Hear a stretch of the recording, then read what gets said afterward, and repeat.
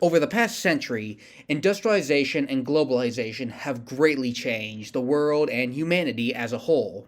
However, nestled in the mountainous range of South Asia, the Thunder Dragon Kingdom of Bhutan has remained mostly untouched, keeping close to their roots of rural life and lack of technology. Bhutan has managed to preserve its nature and its country very well.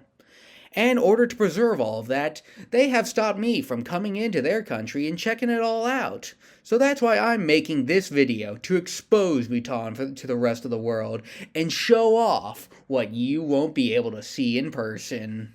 Starting with what we know, 9th century Bhutan began with the spread of Buddhism from Tibetan monks who were forced out of their country at the time. Over time, the government would develop into a dual system in which half of the government focused on diplomacy and politics, while the other half focused on preserving its religious beliefs and making sure they were followed properly. The effectiveness of this system would vary over time, with various wars, various countries, and various people all vying for power and trying to take control of Bhutan. After miraculously not getting colonized by the British, Bhutan would go on to turn itself into a monarchy that would go on to rule the country for the next 100 years until the final king of Bhutan fully transitioned the country into a democracy, in which it remains to this day. And underneath this new government, the Bhutanese have decided to remain mostly the same.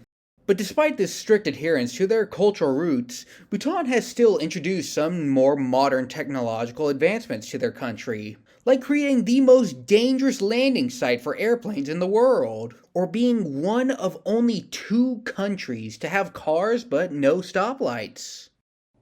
The other one being North Korea. Now that I'm done being cynical, Bhutan has managed to acquire some incredibly remarkable feats despite their modernization of the country. Not only have they done an incredible job at preserving their own country's environment, respect for culture and religion is still extremely widespread. Animals are protected to such a degree that you can find dogs, cows, and horses wandering freely around the towns and streets. And probably the most notable thing of all, Bhutan is currently the only country in the world that aims to properly record the well-being and happiness of all of its citizens. The legitimacy of these reports I cannot speak of, but I can confirm the effort is there.